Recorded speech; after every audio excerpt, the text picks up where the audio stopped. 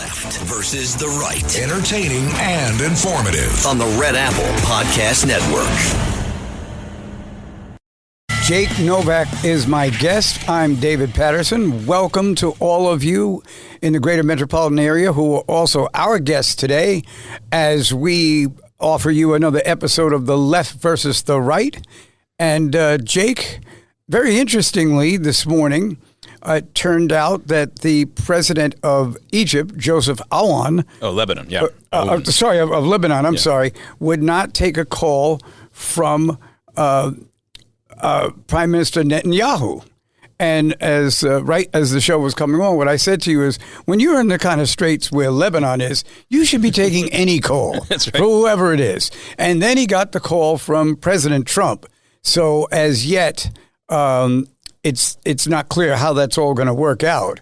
But what's bothering me is that situation, that war, is becoming a cesspool, and hopefully there'll be some way to try to stop it. The Secretary of Defense was on yesterday, and he was talking to the Iranians, through the telecast and telling them, in a sense, creating the boundaries that if they go over it, they're going to get attacked. If they work with us, he said that there was a tree or something. I lost him at that point, but it was something. What he meant was that things would really be good. And so as we come on the air this week, Jake, what's your assessment? Well, the first thing is that I love saying the word President Aoun. I get a real Warren Zevon Werewolves of London thing going on, Aoun. So that's how you say it, and I just love that. So I'll have any excuse to say that name. But in all seriousness, Lebanon has been an area of frustration for me since I was 12 years old. Really? They're a great example of the fact that hate is like crack. It's addictive and it makes you stupid. The Lebanese people have had every reason in the world to be aligned with Israel for a very long time, and they're not, with a very short exception of the Gemayel family that was willing to ally itself with Israel. Not the tremendously great friendship, but they were willing to coexist with them and work with them on certain things. That didn't end too well for the Gemayel family. I think they're still trying to blow up their cars. So what happened was the country decided to really allow the Iranian influence to come in. They've been dominated by Iran for a very long time, much to their detriment. They were once this great country. They were once a tourist attraction. There was a lot of fun to be there. And then 75, 76 rolls in, and they've been a mess ever since for the most part, a shame for the most part. And they chose the Iranian hatred to cling to instead of teaming up with the most economically successful and really most democratic country, the only real democratic country in the region. And makes no sense. These are Christians. The Hezbollah people will kill them as soon as they get the chance, and many times they have had the chance. So, but I will say this. It's encouraging what happened this week. Baby steps. But if there is some cooperation that's going to happen between the Israelis and Lebanon at the same time that Hezbollah is being beaten out of the country, or at least cornered in some way, then that's better than nothing. It's better than nothing. And these days, better than nothing is something, because it seemed in the beginning that this was all going to be over in a week, and it didn't go that way. And I don't know that it not going that way was necessarily anybody's fault, but that's just how it went. And now we're, almost 2 months into the war, and there is, still so many discussions that need to be held, or treaties to be worked out, or deals to be made, and the president, the ultimate deal maker, is trying to work this out. But it's one of those situations where I get the feeling that many of the people that he's talking to, they know what he's going to say, and they will say something that sounds like they are hearing him, but they're not hearing him, and they don't really want to have any involvement.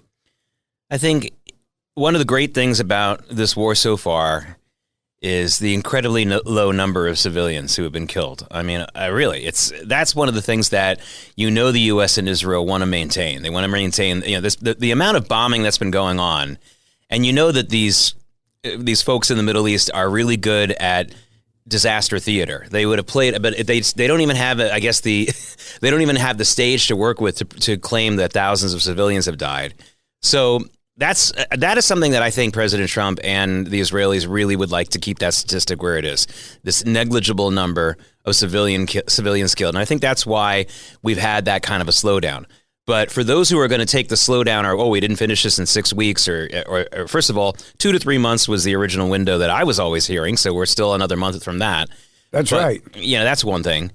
But also, again, they seem to be upset that there wasn't more death. I mean, that's really why some of this stuff is going more slowly. And it does feel like, based on kind of what you just said, I'm getting the feeling that President Trump is finding a comfortable new reset with a blockade, with the option to absolutely knock out Iranian police forces or other forces who try to kill civilians en masse based on the new intelligence they have. Maybe President Trump and even the Israelis will be satisfied with that, believing that the regime won't be able to hold that very long without, with a blockade and without being able to kill their own civilians. That's an interesting thought, and maybe that's why they had Hegseth. He spoke for about 45 minutes yesterday, and he really laid out what the plan is. But changing the subject for a second, James, I don't know how to tell you this, but I think you're going to have a problem. The problem is your second house, which is in Manhattan, it's on 48th Street, and of course you generally live someplace else. You're going to have to pay a lot of taxes on that second house, and Mayor Zohran Mamdani actually called you out himself when he was talking about how great the tax is. Actually, the funny thing is, I don't think I think the 13,000 people would be affected. I don't think there's really going to be that much money that the state and the city are going to get back. That's right. One of the things that really annoys me about both the left and the right is that the left always assumes that they have the high moral ground. And very often people on the right don't address that. And it drives me crazy because there's a lot of people who might look at this and be completely on board with a lot of conservatives and moderates and say, there's not going to be enough money out of this. This will only hurt the city. And they'll talk about it on those principles. But they may concede either tacitly or very implicitly. They might say, hey, we see what they're trying to do. They're trying to make it more fair. They're trying to have the wealthy share the wealth more. And the answer to that is, it's frustrating to me because it's entirely immoral. And I've done a lot of research about this from a philosophical point of view, from a historical point of view. I believe sliding tax rates are entirely immoral. If you have the same tax rate for everyone, a rich person will still pay a lot more. If you're going to take 10% from everyone from their taxes, and you have someone who made $1 billion that year, they will pay $100 million in taxes. That's right. And a lot of people when you hear about flat tax, a lot of people feel like, oh, this is great. This will make it easier for me to file, and that's all true. That's great, fantastic. We just got April 15th just passed. I got my taxes filed at the last. I had a few more hours, but last hour or so. And that's great. I would like it to be easier. But that's not the point. The point is a sliding tax rate scale is immoral. And people who insist on using higher rates for the rich do not have the high moral ground. It is a way to punish people that you don't like or who aren't supporting you politically, and to reward people who are supporting you politically. That's the only reason to have a sliding tax rate. Otherwise, it doesn't have any. And so it doesn't have a moral grounding to it. And I just wish that conservatives, my fellow conservatives, would stop surrendering the so-called moral high ground. They do the same thing with illegal immigration. Illegal immigration is slavery. People who support it are immoral, period. But yet it seems like conservatives don't argue on that. And I don't say that's the only argument they should have about it, but surrendering this tax argument and moving right to the economic effects of it, which are very important to talk about, but to allow them to get away with, well, this is still the right moral thing to do. No, it's not. And that's what frustrates me about both the left and the right, especially on this issue. Well, James, I think you've talked me into it, and I now have a name for it. The Mamdani GoFundMe fund. Well, it's not going to make a lot of money. I would call it the Mamdani Resentment Fund. Yeah. For years I've been trying to write a book about Cain and Abel and how Cain and Abel is the key biblical story to understand the political and the economic culture of the world, of the Western world. Cain represents resentment. He's often misconstrued as being jealous because the Hebrew word for jealousy comes from his name, Cain, but it's wrong. He's not jealous. Jealousy can actually sometimes lead to good things. I really like that gold watch. I'm going to work a little harder next week and buy one too. So that could have a good result. Resentment is, I really like that gold watch. He has it and I don't want it, and I'm going to smash it now.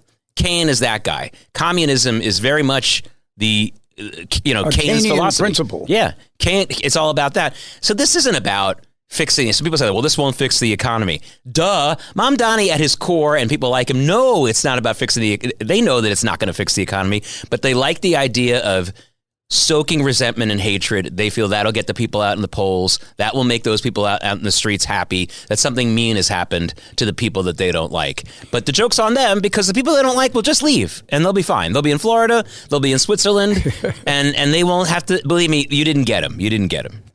The thing is that I think what it really is we want a victory.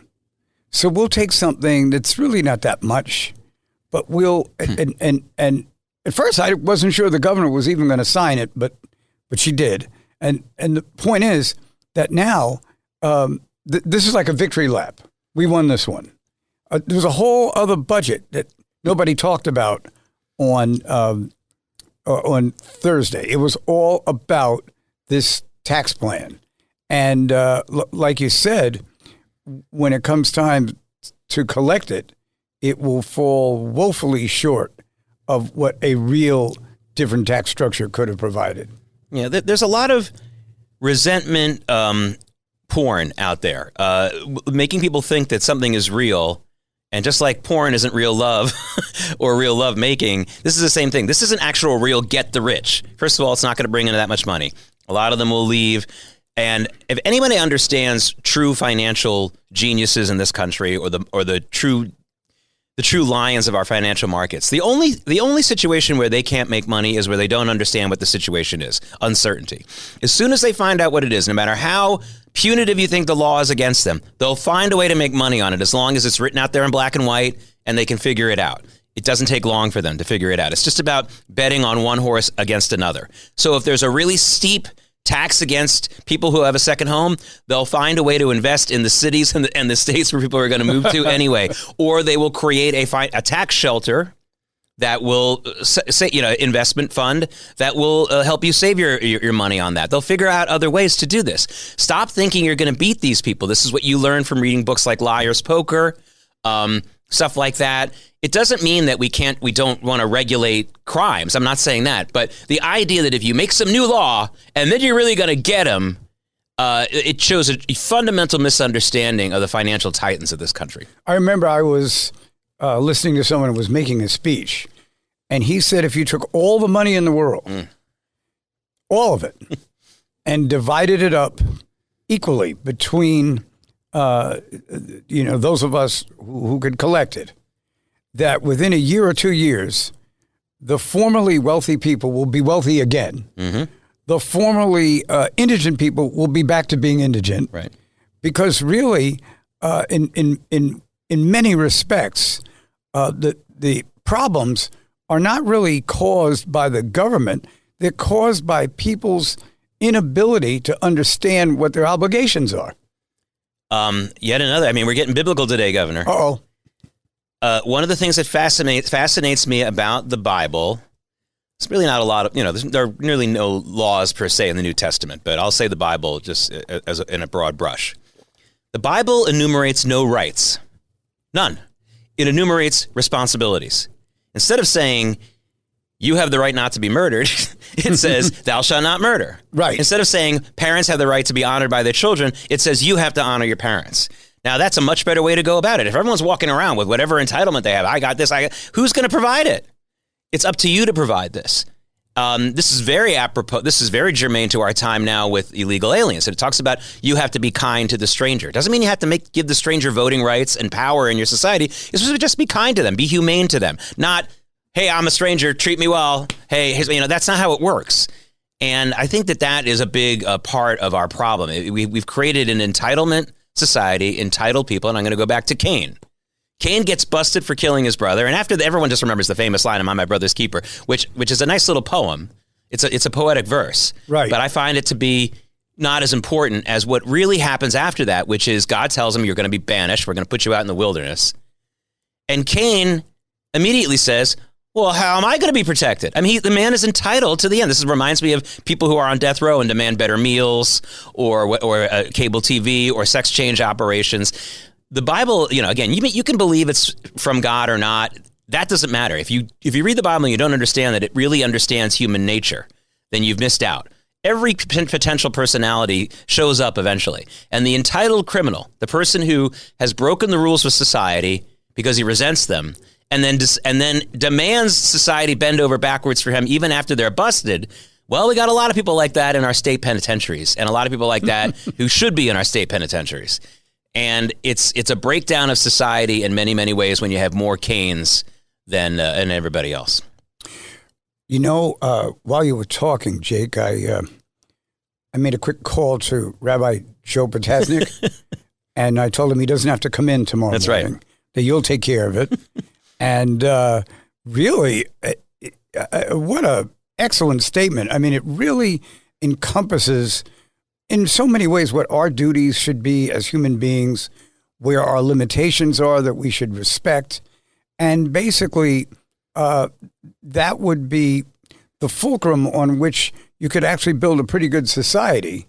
And we have a good society here, but we certainly have a lot of situations where people have, basically gamed the system and then try to disguise it with a moral tone. And really, what you're getting is far worse than what you started with. Well, Warren Buffett does that a lot. And I don't know if Warren Buffett is a good person at his core or a bad person. I really don't.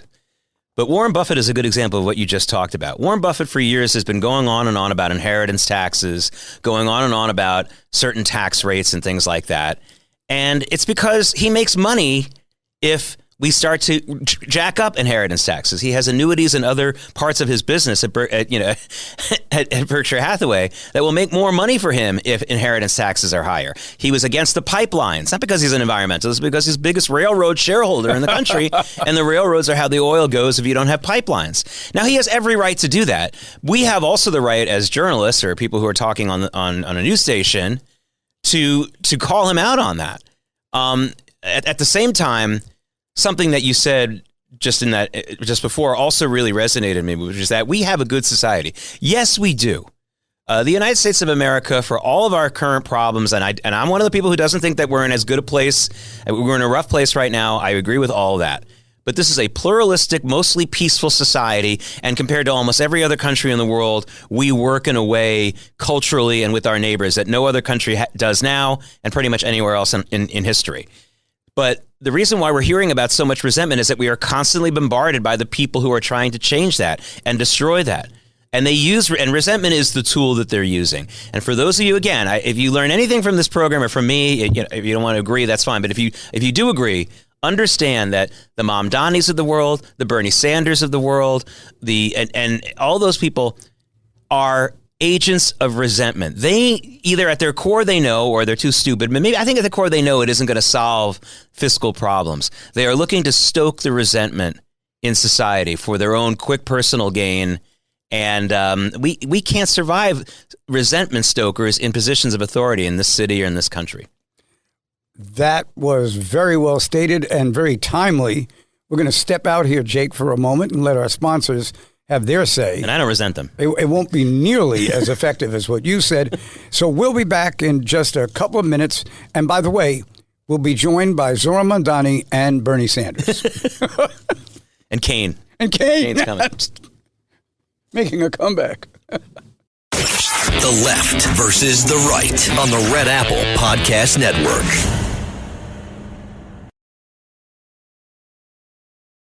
The left versus the right. Entertaining and informative on the Red Apple Podcast Network.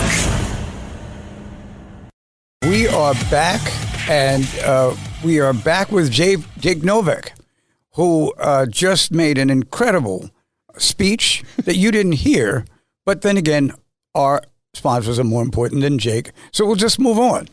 And the issue right now, in terms of United States' participation in the Iran war, it is very interesting because I was quite happy that the war started. I know I'm supposed to be on the left or whatever. I thought it was great. I actually thought when Trump gave that deadline a couple of weeks ago that that if the deadline came and went and he bombed the hell out of them, that'd have been fine with me too. But there seems to be something in the air or something that is preventing this situation from coming to a close. So, for instance, rather than blockade the Straits of Hormuz, why didn't we just go in and take it over and then let the ships from those areas come in and out of there? Because the payments at the pump that Americans are experiencing are going up right now, not largely, but certainly, directly affected by that circumstance. How do you feel about that? Well, actually, we're starting to see gasoline prices come down. Not a tremendous amount, certainly not as fast as they went up. That's the way it always goes. But as of Thursday, we were 7 cents a gallon lower than we were exactly a week ago, the same day. So that's good. But what I think is happening is, and I have to agree, I can't speak for President Trump, and the disclaimer before I say anything is that there's a lot we don't know. We don't know some of the other factors involved. I get the feeling that there negotiations, or maybe knowledge of some kind of doomsday plan that Iran had to destroy all the oil if we tried to really try to take it. And I don't know if I will be continuing to say this several weeks from now, but as it stands now, Governor, I'm really okay with the status quo. As we said, gasoline prices are coming down. We're down below $100 a barrel. Are we ever going to get down to $59 a barrel like we were a few weeks before the slow march up started in the weeks leading up to the war? I don't know. But $90 a barrel we've already had that for sustained periods in our history. If that's the case, it will get down below $4 a gallon national average. Love to see it get down below $3. I get it. But the status quo for a little while longer, and again, the most important thing that we talked about before, the incredible dearth of civilian deaths. I'm really okay with that one. I mean, we really haven't seen any civilian deaths that we can really measure completely. I know we had that school on the first day of the bombing. We don't know who's completely responsible for it. But those were civilian deaths, at least some of them. I'm sure. I bet we're going to find out that a lot of the adults in that school were probably IRGC fighters, just like they always find out with Hamas. But there were civilian deaths there. I'm not denying that. After that, have we had a major story like that? No. Do the Iranians, are they the champions of that kind of phony story? Yes. So they weren't able to get that out. It didn't happen. The status quo isn't bothering me right now. Will I still like it a year from now? I don't know. But a few more weeks of this, I would have signed up for that a long time ago. A very weakened Iranian regime. Hardly any missiles. I don't want to whistle past the graveyard, but Israel hasn't had an incoming missile in a long time from Iran. So, not too bad to me. I'll take it for now, Well, it's clear that if it stays the way it is right now, we're outlasting them. Mm. They're losing resources. Right. We are, apparently the president has made it possible for a number of military people to go over there if we need them. So they're, just pushing a button away. And as you said, our lifestyle is compromised to a certain extent, but recovering as we always do. And I guess really I don't know how Iran is trying to play this out, because they are the ones that are embedded in this situation and really, have not offered any kind of proposal that we would ever accept. And I have more good news for everyone. There's another victory that's been won already domestically on this. Don't be fooled by people like Tucker Carlson and that ilk saying that they're very upset the United States went to war with Iran. That's not true. They've been rooting for that for a long time because this was a scenario that they were hoping to really capitalize on, and to claim that the Jews control the government, to claim that Trump was not being honest about being America first and staying almost isolationist. They were praying for a long time that we would attack Iran. And they are no stronger than they were the day before the war now. The Tucker Carlsons, the Megyn Kellys, the Alex Joneses, the Steve Bannons, they're all weaker than they were before the war started. They got what they wanted, and they weren't able to capitalize on it. And I consider that a domestic victory for the United States. Now, for those of you who are saying, like, well, this is going to cost Trump the midterms, first of all, the polls weren't looking great for the Republicans in the House before this war anyway. Second of all, don't be so sure. We might, the economy is showing some really strong signs lately. And you better be careful about seeing that you think the midterms are going to go one way or the other. I'm not sure that I think that that's still up in the air. But I will say this: if the Republicans lose the House with just a 5-seat majority anyway, and you think it's because of the Iran war, then you weren't paying attention before then. So I think that we've had a domestic victory in this country because these radical types got what they wanted. And I see them as weaker than they were 6 weeks ago. And where are they now? There was a time when I felt like every time I turned on the radio, I heard Alex Jones or Steve Bannon or Tucker Carlson more on television, that kind of thing. But I think they've basically been silenced because everything they wished for didn't turn out to be what they wished for. That's right. And, that's the problem with conspiracy theories. I always poo-poo conspiracy theories, not because I don't think some of them possibly have some truth to them. I mean, some of them got to be somewhat true. The reason why I don't like them is they're also incredibly pessimistic, and if you listen to them, there's usually nothing you can do about it. Some unknown cabal is doing X, Y, and Z. Can I find out who they are? No. Can we stop them? No. So what's the point? It's too pessimistic for me. There's nothing you can do about it. It's a waste of everybody's effort and time. And you know what? We have some real non-conspiracy theory issues going on right now that done by people who, for some reason, are very happy to be in the public eye, who can be stopped or can be helped if they're doing something good. So focus on that.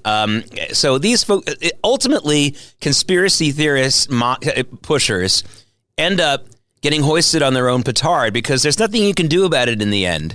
And then it's amazing how they come back. Yeah. Well, when something else happens down the road, as if they knew it all along. See, remember back in 2024, I told you that there'd be a war in Iran.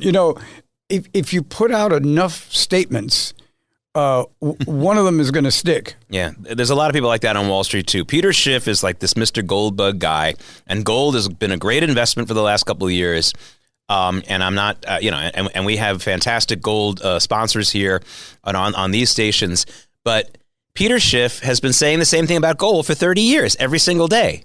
If I'm interested in investing in gold, I want to listen to anyone other than Peter Schiff. Someone who sometimes says it's the right thing right now. It's always the right thing in certain percentages. But someone who says you should really go full into gold now.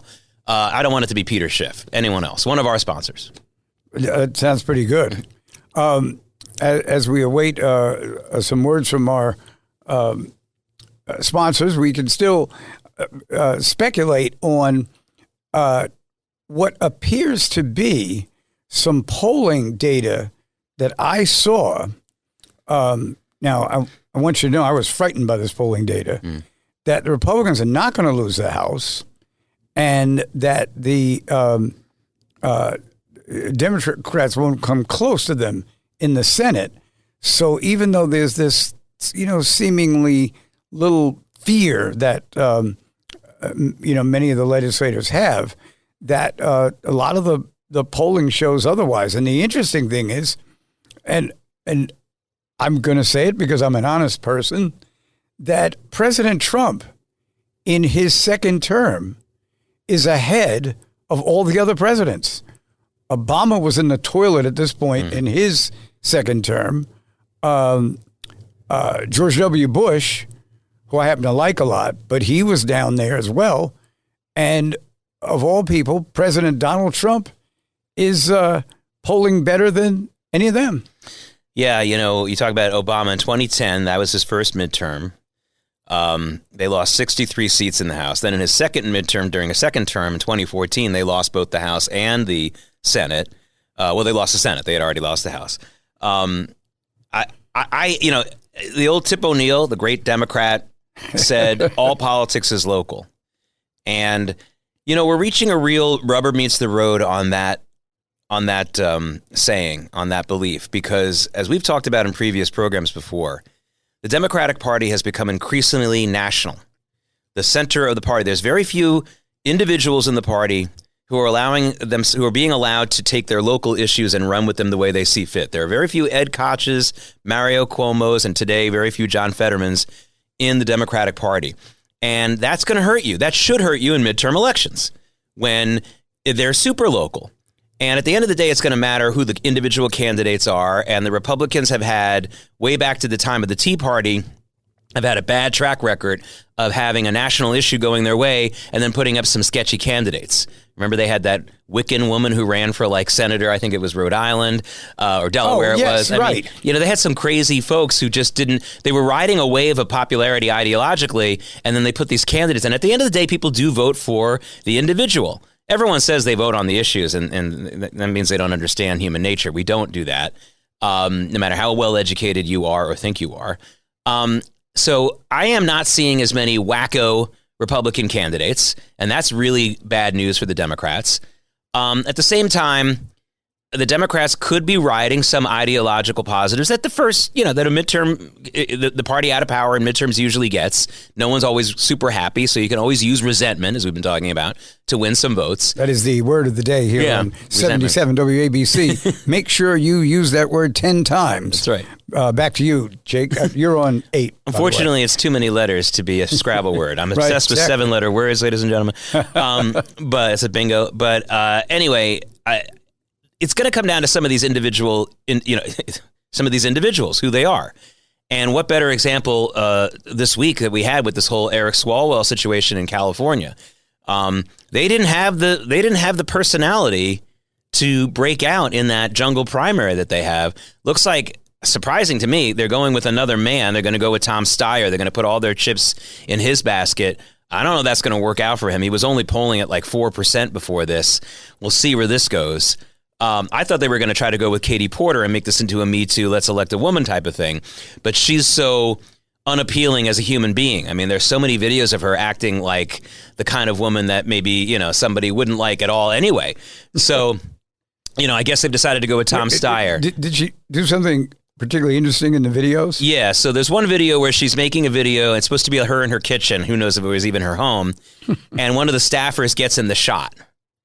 Barely noticeable. She stops the taping and starts screaming and absolutely rips this staffer apart. Oh, really treats her awfully. And then there's another video. Well, and she had a divorce where the details came out that she poured hot soup on her husband's head. She's not warm and fuzzy. So I guess they decided that she wasn't the best person to bet on. But I thought they were going to do like they did with Kathy Hochul here. Going with the woman.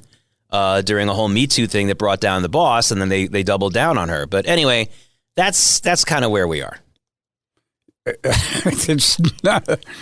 It's a pretty confusing situation to be in, but that is where we are. I'm thinking really that where we in the Democratic Party have missed opportunities is when something comes up, and it's like you don't have to get up and act like it's the worst thing that ever happened in the world and start screaming and that kind of thing. There are a lot of people out there, Republicans and Democrats, left and right, who will listen when you talk to them. And it doesn't have to be some kind of staged event every time the president says something or there's some new.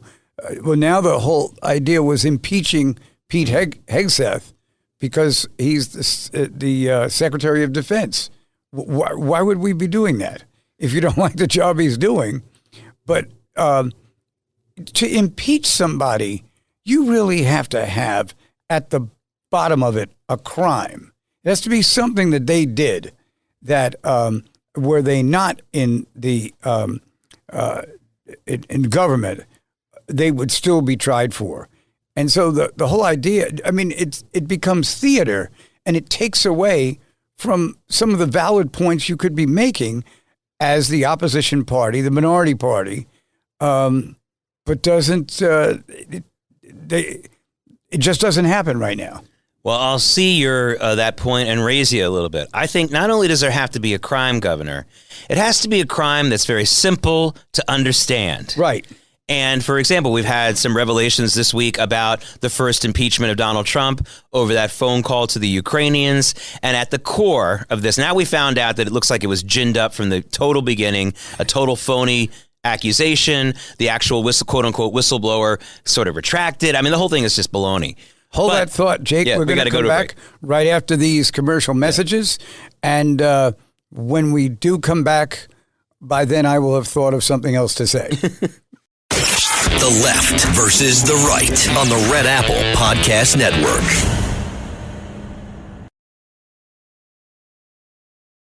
The Left versus the Right. Entertaining and informative on the Red Apple Podcast Network. We're back.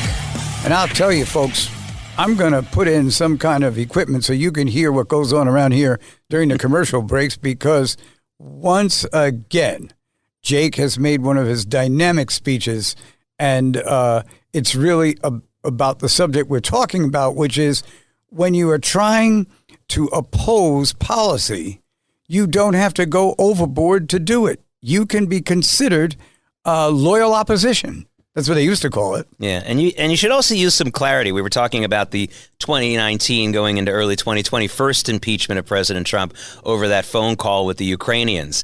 And at its core, most of the people in America were like, what? Wait a minute. You know, even the ones who hated Trump, like, wait a minute, tell me what to say at the march. I don't know what happened in that call. No one. It was the most convoluted, contrived thing. And now we're finding out it was also completely made up out of whole cloth, which to some, by the way, let's give credit where credit is due, folks. Some reporters at the Federalist at the time reported that correctly.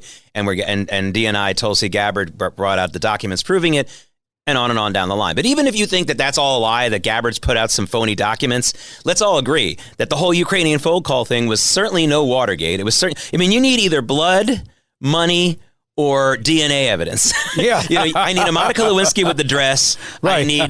I need burglars at the Watergate Hotel, or I need someone dead. That's really what. Otherwise, I'm not going through the whole impeachment thing, and I'm not going to go nuts. And that's where it went. But what they did do, and this is what we were talking about during the break, is they cut down all these. The left. I understand. You believe that Donald Trump is Satan himself. Well, please do yourself a favor. If you don't want to see the play, see the movie A Man for All Seasons. It's one of the greatest movies of all time. It's in my top 10. And there's a very important part of the movie where someone who's clearly being disloyal and is a spy against Sir Thomas More, he leaves the house and his family says, arrest him. And Thomas More says, arrest him for what? He's bad. He's bad. Like, well, there's no law against that. And then his son-in-law says, well, yes, there is. There is a law, God's law. And then Sir Thomas More says, well, let God arrest him. And they continue to have a conversation. And basically, his son-in-law says, I would cut down every law in England to get after the devil himself. And Sir Thomas More gets very serious and looks at him and says, you would go destroy every law in England. You just the man to do it. But let me ask you, after you've destroyed all the laws in England and the devil turns around on you, where would you hide, having cut down all the laws? Yes, I give the devil the benefit of the law for my own safety's sake. You've destroyed the law. You've made it clear to go after you destroyed the real law and intent of the impeachment law in this country. You destroyed the civil laws in this country, Letitia James, going after Trump on his property appraisals and things like that. And now the laws of this country have been cut down. So where are you going to hide now? If you truly believe that Donald Trump's the devil, you've got nowhere to hide. You should have kept the law for your own safety's sake. Beautifully said. Now, all of you out there listening, I know you haven't touched that dial during this entire show. Where are you going to go to hear anything like what you just heard from my partner over here? Anything on your mind you'd like to bring to the floor? Well, I one of my pet peeves, and listen, I was full disclosure, I feel like I'm at an Alcoholics Anonymous meeting. I was a TV news executive producer for 30 years before I got on the radio. I actually spent some time in front of the camera as well. And one of my pet peeves was it didn't feel like any of my colleagues knew how to report good news. I understand the usual cold water that's poured on good news, because the classic example they give you is, well, are we going to report about every plane that lands safely at JFK? Does that mean we can't report the guy? But first of all, I have a method, and this is worth a lot of money, so everyone write this down. The way that you report good news is you first set everyone up with how bad it's going to be or was before the good news happened. So, for example, by the way, we've kind of solved a lot of the world's clean water programs and water supply problems. I know you don't know that because we haven't reported it in the news media. But the way I would report it is not, hey, there's a company called Nitafim that's figured this out, that's figured out how to even do drip irrigation with rice, that's figured out how to purify dirty water at large scale. I wouldn't start with that. I would start with, for the last 30 years, experts have said that water will run out and human life in this world will end up ending. Do that for about 5 minutes, scare the bejesus out of everybody, and when we come back, we'll explain how everything has been solved. And you do that. That's how you do it. But that said, this week we got an incredible report about a pharmaceutical company that's had incredible results from not their own trials, but other, government monitored trials for pancreatic cancer, doubling, tripling survival times. This is who reported this. The only people who reported this story in any kind of a mainstream media context was a financial sector, because this was a publicly traded company. And because I don't want to juice the stock, it's not where I don't want to. You can look it up, though. No free plugs. No, I'm not going to give a free plug, and for ethical reasons, not because I don't want to. I'm waiting for them to pay me. But this is a huge pet peeve of mine that I have. The people who are watching the news and listening to the news and listening to talk radio, if you've got health news for them that's really real, and you're not telling, especially if it's good news because you just don't know how to do it, it's really frustrating to me. And there's a lot of other examples of this, but let's go back to our top story, the Iran war. I haven't heard anybody other than me say, because I'm not trying to jinx it, but has anyone noticed that there's been massive what seems like carpet bombing of a major populated country, and we're not hearing about any civilians dying? Yeah. Clearly the technology of war, the extra work that's being done, the years of intelligence in war has led us to a situation where not as many people or civilians are dying. Now, I also understand the someone who might take some pause from that, because there's a lot of people who've argued for a long time, if we make it easier to wage war because there's fewer civilian deaths, there might be more war. That's a really interesting philosophical question for a college class. This was the issue with the neutron bomb in the late 70s, that you could take out infrastructure, but take out all the people. You could basically not throw the world into a nuclear winter. And that might encourage people to use it more. But that never happened, and you don't really hear about the neutron bomb anymore, except for when you're doing the Pointer Sisters' greatest hits, doing the neutron dance, which, by the way, great song. But the truth is, that's good news too. I'm sorry. I'm not going to sit around here and forget the fact that we've had a technological and intelligence breakthroughs on the good guy side, both the United States and Israel, so that we have kept these civilian deaths at such a minimum that even the civilian death lying Palestinian theater, Iranian theater hasn't been able to put on another one of their plays. Well said. What else can I say? I think the most important issue that you raised, and honestly, I had not thought about that. There was some, as we pointed out earlier, some casualties. The school got blown up the first day of the bombing. And then I think after that, nothing particularly, angering or getting us to really feel like it's a war. It's almost kind of like a targeted war. Like, we'll blow up, a building down the street, but you can stay where you're living. But we want you to see it. In other words, where you're driving the message home, but not removing the human life. Well, that's one of the positives about going to a war in an evil dictatorship. You don't have any municipal workers who are just innocent bystanders. They have to swear a great allegiance to the party. This was true in the the Nazi regime. And this is true in Iran also. You know, the guy who's running the sewers in Iran is not just he's not Art Carney, just, you know, working for the mullahs. I mean, that's someone who probably had to put his kids in the army and had to do a bunch of stuff himself. So, you know, there's not a lot of innocence here. And that makes things easier when it comes to, you know, they basically put everyone into the service.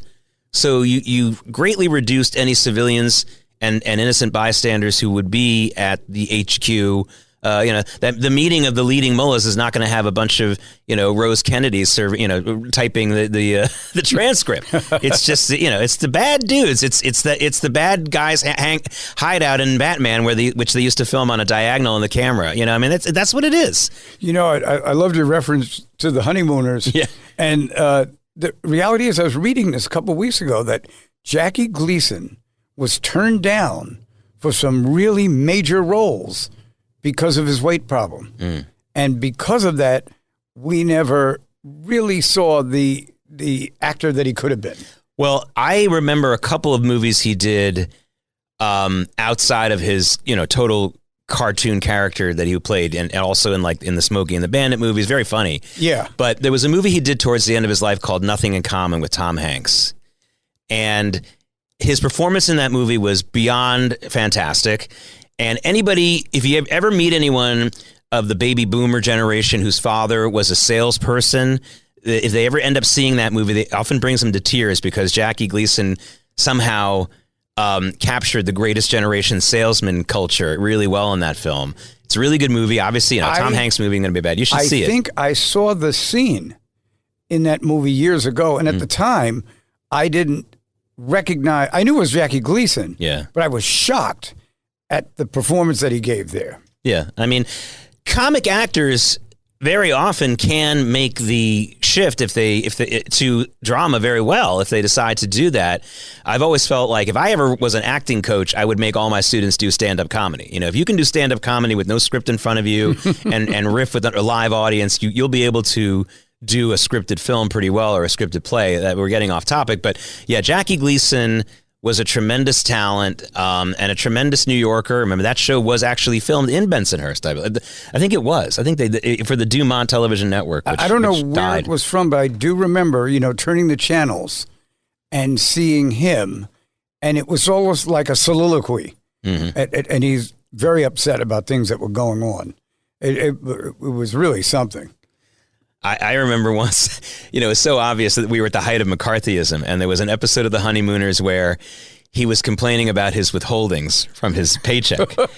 But then he had to stop and almost look at the camera and say, like, but, of course, this is the greatest country in the world. I mean, you could tell, like, he was afraid someone was going to, like, investigate his writers for complaining about it was pretty funny. But that's the world we were living in at the time, and those were the days. I was never actually a huge fan of that show, though. By the way, I mean that's sacrilegious for people, you know, for Gen X and older New Yorkers. Not to say they. No, it was not one of my favorites. It wasn't my favorites, but it was ubiquitous on television on Channel 11 here in New York. For those of you who know your local channels here.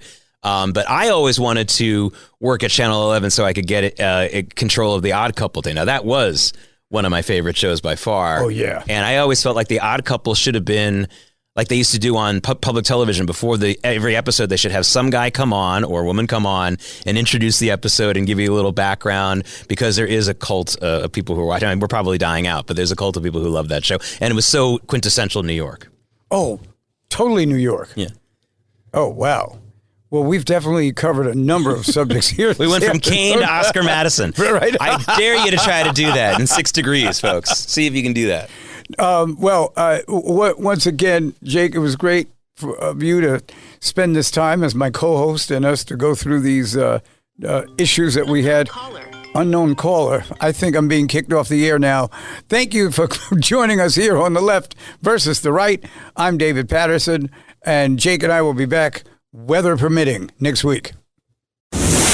Thanks for listening to The Left versus the Right. You can hear The Left versus the Right Saturday afternoons at 4. If you like the podcast, share it with your friends and listen anytime at WABCRadio.com and download the WABC Radio app. Hit that subscribe button on all major podcast platforms. Plus, follow WABC on social on Instagram, TikTok, Facebook, and X. See you next time for a new episode so you never have to wonder. What the heck is going on here?